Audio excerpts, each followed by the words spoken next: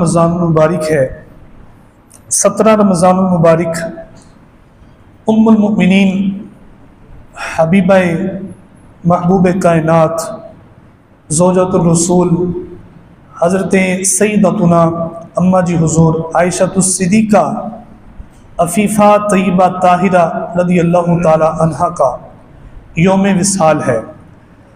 آپ عالم اسلام کی وہ عظیم ہستی ہیں کہ جن کے ذریعے اللہ رب العزت نے دین کے احکام خصوصی طور پر گھریلو جو معاملات ہیں، نجی زندگی ہے، ان کے احکام لوگوں تک پہنچائے۔ سیدہ عائشہ صدیقہ رضی اللہ تعالیٰ عنہ خلیفہ رسول حضرت امیر المؤمنین ابو بکر صدیق رضی اللہ تعالیٰ عنہ کی شہزادی ہیں۔ آپ کا نکاح خود اللہ رب العزت نے رسول اللہ سے فرمایا۔ نبی اکرم صلی اللہ تعالیٰ علیہ وسلم نے ارشاد فرمایا، میرے پاس جبرائیل علیہ السلام ایک چمڑے میں تصویر لے کر آئے اور کہا حضور اللہ فرماتا ہے کہ آپ انہیں نکاح کا پیغام بھیجیں۔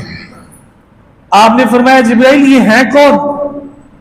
کہا حضور یہ آپ کے یار ابو بکر صدیق کی شہزادی ہے، اللہ نے پسند فرمایا ہے کہ یہ آپ کے ساتھ نکاح میں آئیں۔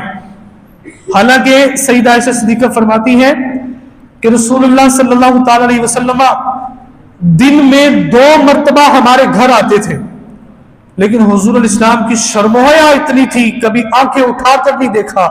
جب جبرائیل علیہ السلام نے تصویر دکھائی تو فرمایا میں جانتا ہی نہیں ہے کون؟ حضور یہ تو ابو بکر صدیق کی بیٹی ہے۔ اب فرمایا اچھا یہ ابو بکر صدیق کی بیٹی ہے۔ پھر نبی اکرم صلی اللہ تعالی علیہ وسلم نے آپ کے ہاں پیغامی نکاح بھیجا۔ چونکہ سیدہ عائشہ صدیقہ کا رشتہ پہلے کہیں طے ہو چکا تھا، تو جب آپ مسلمان ہوتی ہیں، والد محترم مسلمان ہوتے ہیں، تو آپ اسلام کی دعوت ڈور ٹو ڈور جا کے کرتی ہیں، گھروں پر دستک دیتی ہیں اور کہتی ہیں کہ اسلام لے آؤ، اسلام لے آؤ۔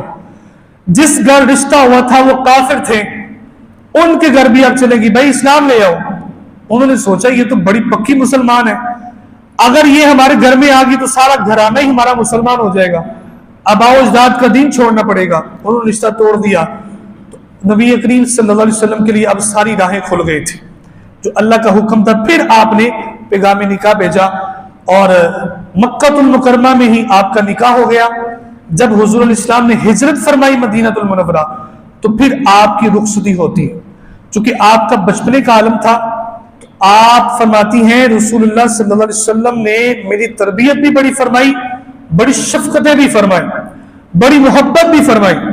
حضور صلی اللہ علیہ وسلم کا اتنا پیارا انداز تھا اپنی زوجہ سے محبت کا، آپ فرماتی کبھی کبھی حضور صلی اللہ علیہ وسلم دوڑنے کی ریس بھی مجھ سے لگاتے تھے۔ فرماتی ایک مرتبہ نبی علیہ السلام چونکہ جسمانی اعتبار سے آپ ذرا ہیلتھی تھے اور صحت مند تھے، توانا تھے اور خوبصورت آپ کا جسم اطہر ہے، تو کہتی میں ذرا کمزور تھی، تو جب دوڑ لگائی نا تو ادب کا انداز دیکھیں، یہ نہیں کہا میں حضور سے آگے ہوگی، کہا میں قدموں سے آگے ہوگی، آگے حضور ہی تھے لیکن میں قدموں سے آگے ہوگی۔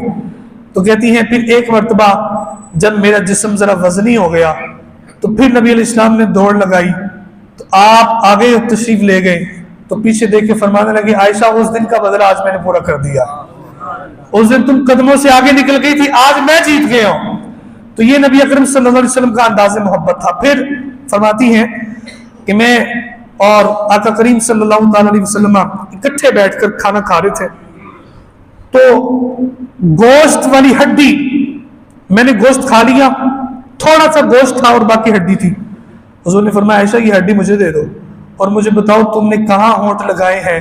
کہتی میں نے بتایا، تو پھر نبی صلی اللہ علیہ وسلم نے وہاں اپنے لبہائے مبارک لگا کر اس ہڈی کو چوسا بھی اور گوشت کو تناول بھی فرمایا۔ ایک دفعہ پیالے میں پانی پیا، تو یہ چونکہ ایک ٹاپک صرف سیدہ ہونے کی حیثیت سے نہیں بلکہ ایک میاں بیوی ہونے کی حیثیت سے بھی ہے۔ کائنات میں سب سے عظیم جو ہستی ہے، جو جوڑا اللہ رب العزت نے بنایا، نبی اکرم صلی اللہ علیہ وسلم کا اور سیدہ کائنات کا سیدہ عائشہ صدیقہ رضی اللہ تعالیٰ، ایک رول ماڈل ہے شادی شدہ کے لیے۔ فرماتی ہے ایک دفعہ پیالے میں نے پانی پیا، اس وقت بھی نبی علیہ السلام نے پوچھا، فرمایا ہونٹ کہاں لگائے ہیں؟ تو نبی علیہ السلام نے وہاں اپنے لب مبارک لگا کر پانی کو نوش فرمایا۔ یہ نبی اکرم صلی اللہ علیہ وسلم کا انداز مبارک تھا۔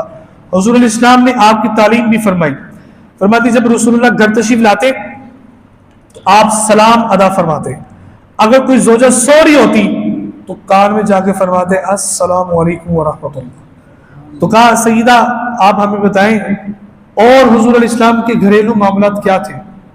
کیا گھر میں حضور علیہ السلام کام کاج بھی کرواتے تھے؟ فرماتی بالکل، نبی اکرم صلی اللہ تعالی علیہ وسلم گھر کے کام بھی کرواتے تھے۔ اپنی جوتی اپنے کپڑے حضور علیہ السلام خود سلائی فرما لیتے تھے، اور اپنے کئی کام نبی علیہ السلام خود فرماتے، گھر میں کام بھی کرواتے۔ لیکن فرماتی ایک اور بڑا آپ کا اہم عمل تھا جو آپ سب کے لیے، پیارے پیارے بھائیوں، میرے لیے، ہم سب مسلمانوں کے لیے نمونہ ہے۔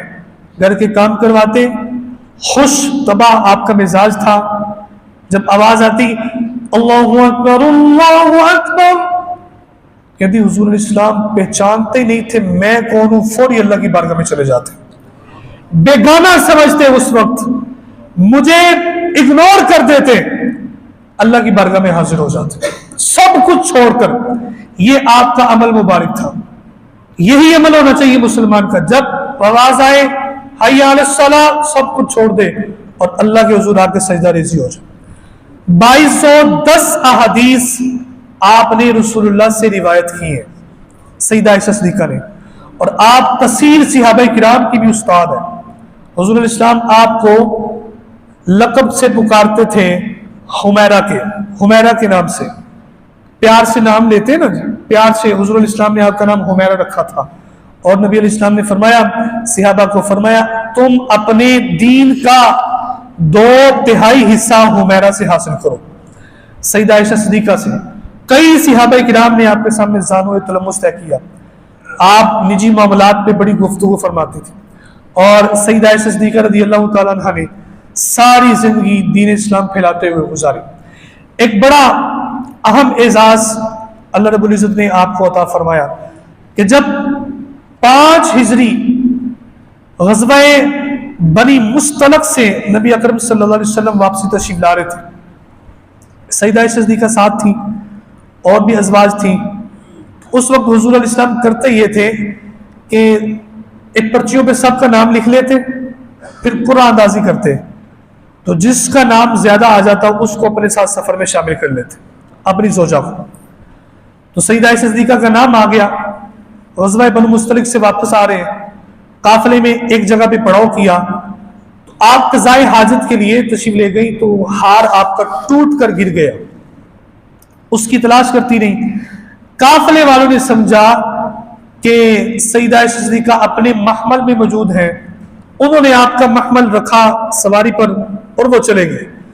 جب آپ واپسی تشریف لائیں، اس وقت قافلہ جا چکا تھا، اب وہیں بیٹھ گئی کہ کسی نہ کسی کو میری خبر پہنچے گی تو مجھے لینے آ جائے گا۔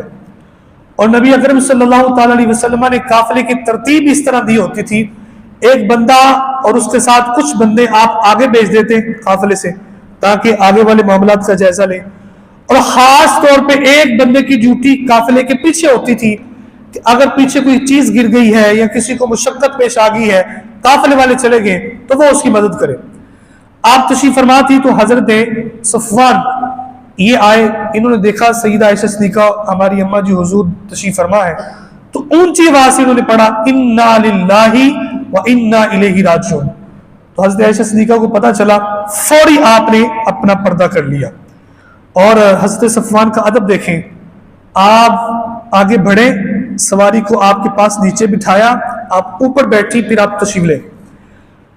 اچھا، اس چیز کا فائدہ کچھ منافقین نے بڑا اٹھایا، جو حضور علیہ السلام سے اب دشمنی تو کر سکتے نہیں تھے، لیکن انہوں نے خاندان نبوی صلی اللہ علیہ وسلم کی عزت اچھالنے کے لیے اس موقع کو غنیمت جانتے ہوئے حضرت سیدہ عائشہ صدیقہ پر تہمت لگا دی، کہا دیکھو یہ تو پیچھے تھی، یہ پتہ نہیں کیا کر رہی تھی، ایسے جملے انہوں نے بولے۔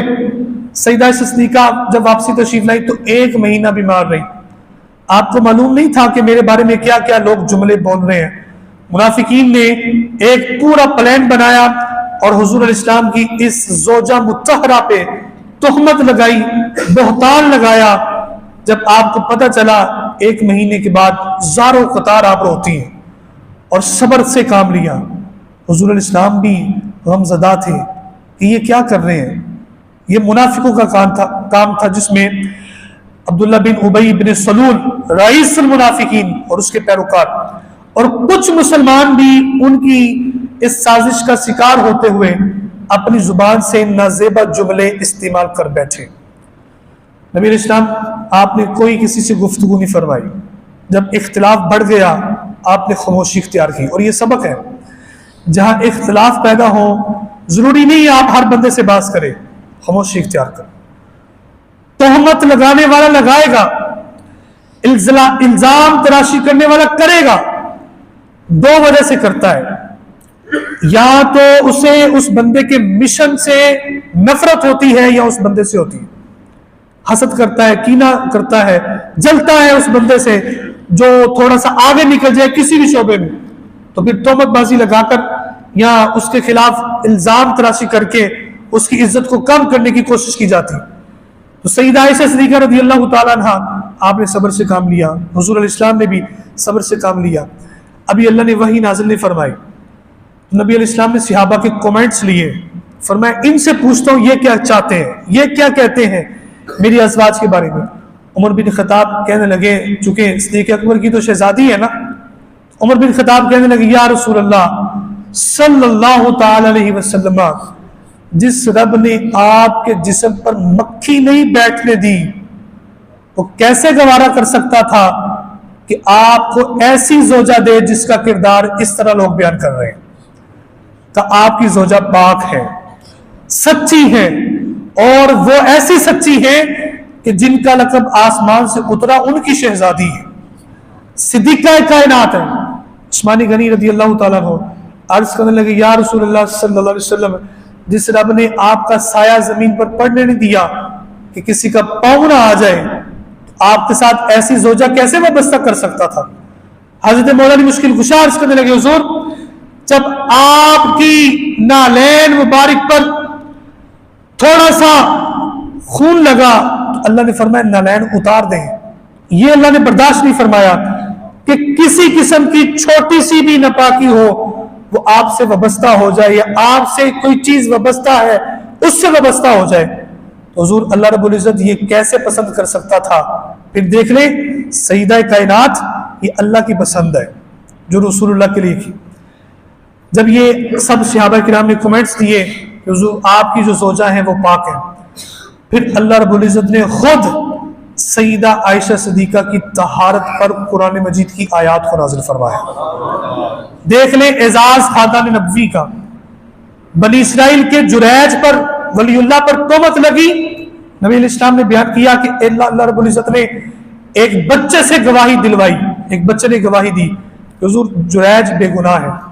یوسف علیہ السلام پر تہمت لگی، جب زلیخا نے لگائی تو اس وقت قرآن کہتا ہے بچے نے گواہی دی یوسف علیہ السلام بے قصور ہے.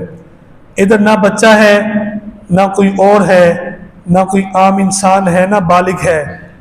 ادھر اللہ رب العزت نے خود اپنی طرف سے اللہ رب العزت نے وحی نازل فرما کر رسول اللہ صلی اللہ علیہ وسلم کی زوجہ کی طہارت پر آیات نازل فرما کر پوری کائنات کو یہ پیغام دے دیا میرے محبوب بھی پاک ہیں، میرے محبوب کی زوجہ عائشہ بھی پاک ہے.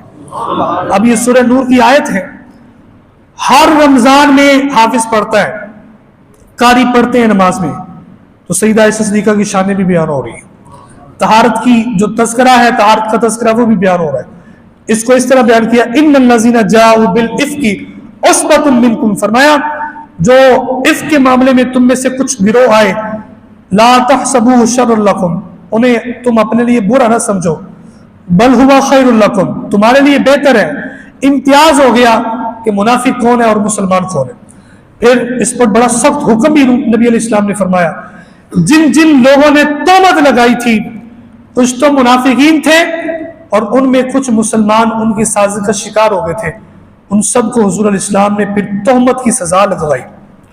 اور بہتان کی سزا 80 کوڑے، جو کسی پر بہتان لگائے جو اس کے اندر موجود ہو. 80 گھوڑے لگائے جاتے ہیں.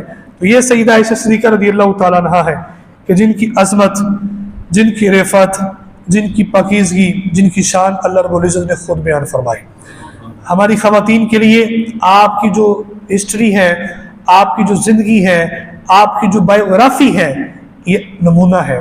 یہ پڑھانی چاہیے تاکہ خواتین کا انداز نرم والا اور اسلام کے مزاج والا بن جائے. اللہ رب العزت ہمیں دین اسلام کا فہم عطا فرمائے. آمین. وما علینا الا البلاغ المبین.